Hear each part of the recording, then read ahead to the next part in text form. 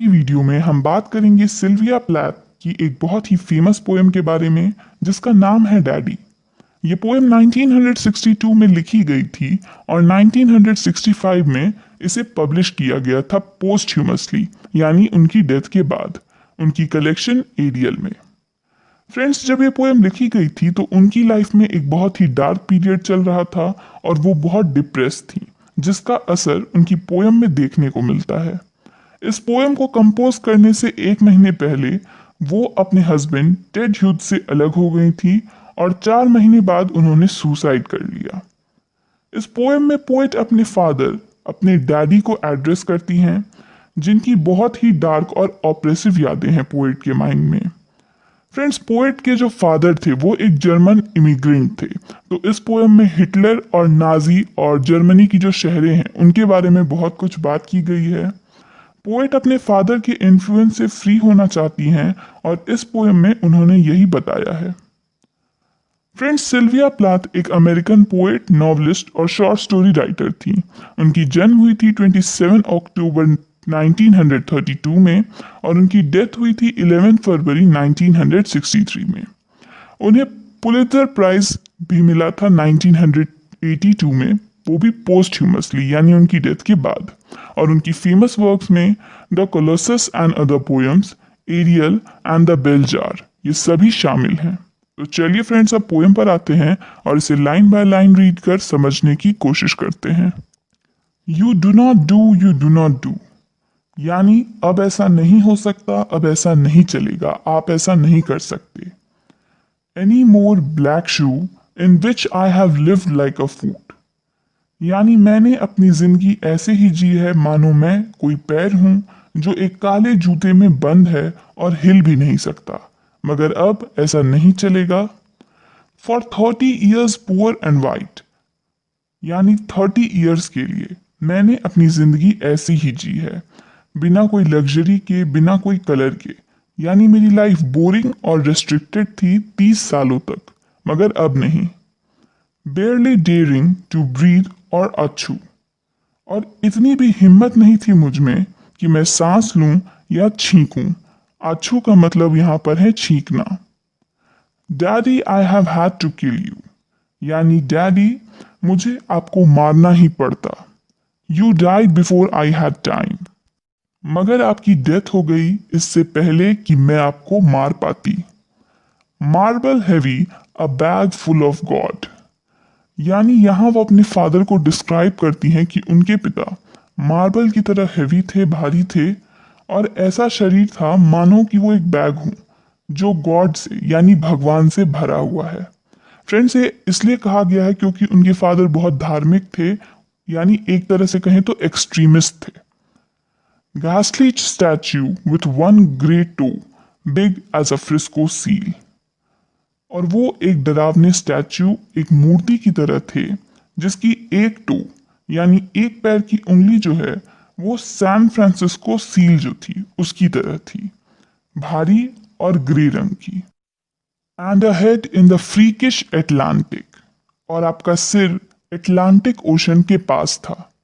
Where it pours bean green over blue, जहां नीले रंग और हरे रंग के पानी आपस में मिक्स हो जाते हैं, उस एटलांटिक ओशन में आपका सिर है। In the waters of beautiful Nauset, और ये कहाँ है तो नॉसेट नाम की टाउन में जो कि मैसाचुसेट्स में है। यानी पोएट यही कह रही हैं कि उनके पिता इतने बड़े थे, इतने मॉन्स्ट्रस थे कि वो पैसिफिक से लेकर के एटलांटिक तक फैले हुए थे, इतने बड़े मॉन्स्टर थे वो। I used to pray to recover you, और मैं प्रे करती थी, प्रार्थना करती थी कि आप रिकवर हो जाएं और मौत से मेरे पास वापस लौट आएं। अच डू, और फिर जर्मन लैंग्वेज में कहती थी oh you. In the German language in the Polish town, यानी मैंने जर्मन लैंग्वेज में प्रार्थना की पोलैंड के एक शहर में। Scraped flat by the roller of Wars Wars Wars, और एक ऐसे शहर में जिसे बर्बाद कर दिया था वॉर्स ने, यानी जंग ने। यानी वहां भी जंग के जो टैंक थे वो पहुंच चुके थे और उन्होंने उस पूरे इलाके को बर्बाद कर दिया था, ऐसे इलाके में जाके भी मैंने आपके लिए प्रेयर किया है। But the name of the town is common, मगर इस शहर का नाम बहुत ही कॉमन है, तो मैं नहीं जानती कि ये आपका शहर है या कोई और। फ्रेंड्स, उनके फादर एक जर्मन इमिग्रेंट थे, तो वो ढूंढ रही हैं कि आखिर उनके फादर का जो होम टाउन था वो कहाँ था, लेकिन वो नाम इतना कॉमन है कि वो उसे ढूंढ नहीं पा रही हैं। लगभग सभी शहरों का नाम वैसा ही है। My Polack friend says there are a dozen or two, यानी मेरे इस पॉलिश फ्रेंड का कहना है कि इस नाम के दर्जनों शहर हैं यहाँ पर, तो आपका शहर ढूंढना मेरे लिए बहुत मुश्किल है। So I never could tell where you put your foot your root, तो इसलिए मैं नहीं बता सकती कि कहाँ आपके कदम पड़े थे और कहाँ आपकी जड़ें हैं, यानी आपका घर कहाँ है, कौन से शहर में, मैं ये नहीं जानती हूँ।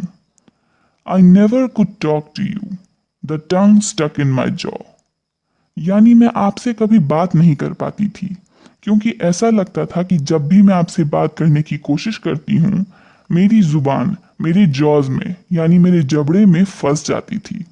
मुझ में इतनी हिम्मत ही नहीं होती थी कि मैं आपसे कभी बात कर सकूं। It stuck in a barb wire snare, ich ich ich, यानी मुझे ऐसा लगता था कि मेरी टंग यानी मेरी जुबान जो है वो किसी बार्ब वायर में यानी कंटीली तारों के जाल में फंस गई है। और ये जो इच इच इच है, ये एक तरह का साउंड है जो उन तारों में फंसने के कारण हो रहा है, यानी मेरी जुबान जो है वो कंटीली तारों में फंस गई है और इसलिए मैं शायद बोल नहीं पा रही हूँ। आई कुड हार्डली स्पीक, यानी मैं शायद ही बोल पाती थी, बहुत मुश्किल होती थी मुझे। I thought every German was you, और मुझे लगता था कि हर एक जर्मन आप ही हैं। एंड द लैंग्वेज ऑब्सीन, और वो लैंग्वेज मुझे ऑफेंसिव लगती थी, डिस्गस्टिंग लगती थी, यानी मुझे हर जर्मन में आप ही नजर आते थे और मुझे इस लैंग्वेज से नफरत हो गई थी, ये मुझे डिस्गस्टिंग लगती थी। एन इंजन, यानी ये जर्मन लैंग्वेज जो कि बहुत ऑफेंसिव है, वो किसी ट्रेन की इंजन की तरह है।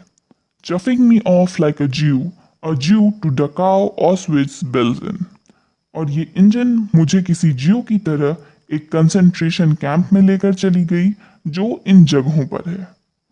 I began to talk like a Jew, यानी मैं एक ज्यू की तरह ही बात करने लगी। I think I may well be a ज्यू, और मुझे ऐसा लगता है कि शायद मैं एक ज्यू हो भी सकती हूँ या मैं एक ज्यू बन गई हूँ। इस तरह से मैं बात करने लगी हूँ। The snows of Tyrol, the clear beer of Vienna are not very pure और ट्रू। अब स्पीकर उस ट्रेन पर खुद को इमेजिन करते हुए कहती है कि ऑस्ट्रिया का जो शहर है टायरोल, उसकी बर्फ और उसके कैपिटल वियना के जो बियर हैं वो इम्प्योर हैं, सच्चे नहीं हैं, जैसा दिखाई देते हैं वैसे वो है नहीं। With my gypsy ancestress and my weird luck and my Taroc pack, यानी कि मेरी दादी या नानी जिप्सी थी और साथ ही मेरी किस्मत भी अजीब है, और मेरे पास टैरो कार्ड्स हैं जिससे लोग भविष्य बताते हैं और जिन्हें जिप्सीज रखते हैं। I may be a bit of Jew, तो इन चीजों को देखकर लगता है कि मैं थोड़ी सी ज्यू हो सकती हूँ, यानी मेरी दादी या नानी जिप्सी थी और मेरी किस्मत भी अजीब है और साथ ही मेरे पास टैरो कार्ड्स हैं, तो ये सब देख के लगता है कि शायद मैं एक ज्यू हो सकती हूँ। I have always been scared of you, यानी मुझे हमेशा आपसे डर लगता था। With your Luftwaffe and your gobbledygoo. Friends, Luftwaffe German air force को कहा जाता है और गॉबलडिगू का मतलब होता है बेकार बातें जिनका कोई अर्थ ना हो। तो मुझे आपके एयरफोर्स और आपकी बेकार बातें दोनों से ही डर लगता था। And your neat moustache and your Aryan eye bright blue, और साथ ही आपकी मूछों से जो नीट थी और आपकी चमकीदार नीली आंखों से जो बहुत डराती थी मुझे, क्योंकि ये मुझे जर्मन्स की या हिटलर की याद दिलाती थी। यानी आपकी मूछें थीं, आपकी नीली आंखें थीं और ये मुझे डराया करती थी। Panzer man, O you. Friends, panzer man जो होता है वो जर्मन टैंक ड्राइवर को कहा जाता है। तो पोएट कहती हैं कि आप भी पैंजर मैन थे। नॉट गॉड बट अ स्वास्तिका, यानी आप कोई गॉड या भगवान नहीं थे, बल्कि एक स्वास्तिका थे जो जर्मन नाजी रेजिम का सिंबल था। So black no sky could squeak through, और आप एक बिल्कुल काले आसमान की तरह थे जिससे रोशनी पार नहीं हो सकती है। एवरी वुमेन एडोर्स अ फासिस्ट, यानी हर औरत को एक फासिस्ट पसंद आते हैं। The boot in the face, the brute heart of a brute like you, जो उन्हें मारते हैं और जिनका एक दिल एक ब्रूट की तरह होता है, यानी बहुत बुरा होता है। यानी फ्रेंड्स, यहाँ पर औरतों के बारे में कहा जा रहा है कि औरतों को बुरे लोग यानी फासिस्ट पसंद आते हैं, और पोएट यहाँ पर उनकी भी आलोचना कर रही है, क्योंकि ऐसे फासिस्ट लोग जो होते हैं वो उन्हें मारते हैं और फिर भी वो उन्हें पसंद करती हैं। You stand at the black board daddy in the picture I have of you, यानी मेरे पास आपकी एक तस्वीर है जिसमें आप एक ब्लैक बोर्ड के पास खड़े हैं। A cleft in your chin instead of your foot, but no less a devil for that. यानी आपकी चिन जो है वो कटी हुई है। क्लेफ्ट का मतलब होता है एक कट होना जिससे वो दो हिस्सों में बटे, यानी आपकी चिन जो है वो दो हिस्सों में है आपके पैरों की जगह।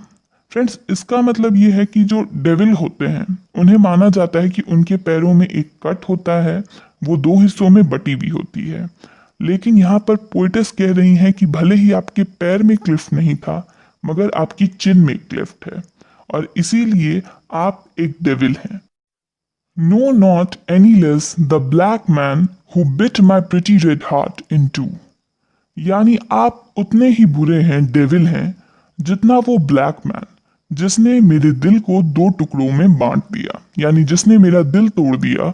उस इंसान की तरह आप भी बुरे हैं, आप भी एक डेविल हैं। I was 10 when they buried you, यानी जब आपको दफनाया गया तो मैं बस 10 साल की थी। At 20 I tried to die and get back to you, और जब मैं 20 की हुई तो मैंने मरने की कोशिश की इस उम्मीद में कि मैं आपको वापस से पा सकूंगी, मैं वापस आपके पास चली जाऊंगी। I thought even the bones would do, और मुझे लगा कि आपके बोन्स के साथ दफनाया जाना भी मेरे लिए काफी होगा। But they pulled me out of the sack and they stuck me together with glue, यानी कि मेरी ये कोशिश बेकार हो गई क्योंकि उन लोगों ने मुझे मरने नहीं दिया, मुझे बचा लिया और वापस से ठीक कर दिया, जोड़ कर दिया, यानी ऐसा कर दिया मानो मुझे ग्लू से वापस से उन्होंने जोड़ दिया हो। And then I knew what to do, और तब मैं समझ गई कि मुझे क्या करना है।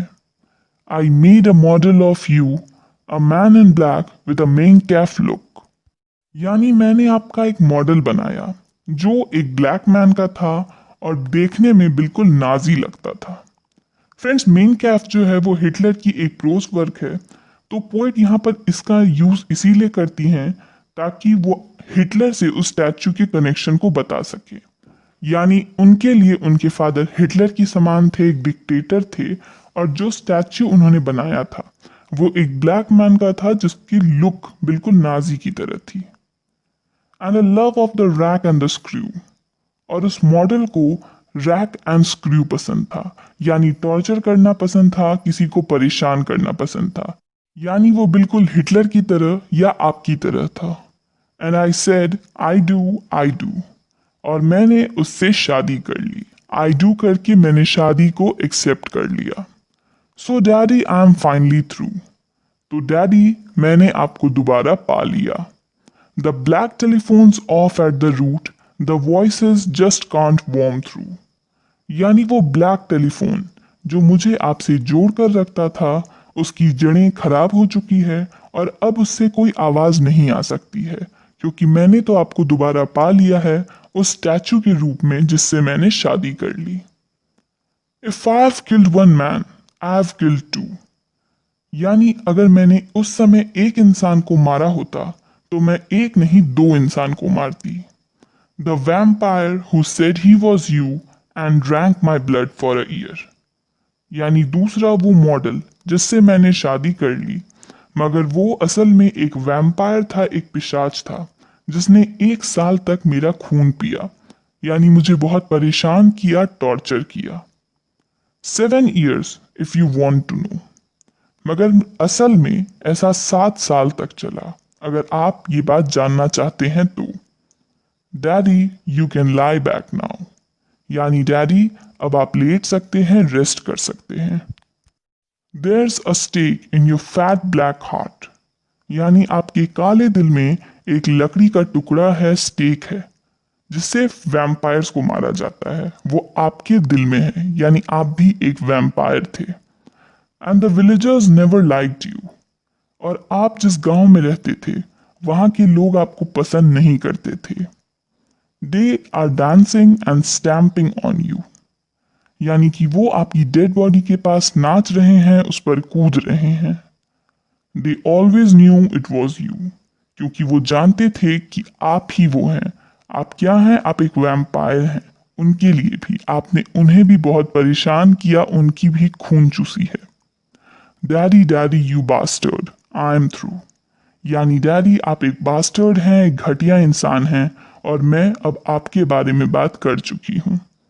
तो फ्रेंड्स, यहाँ पर ये पोएम खत्म होती है। ये थी डैडी बाय सिल्विया प्लाथ।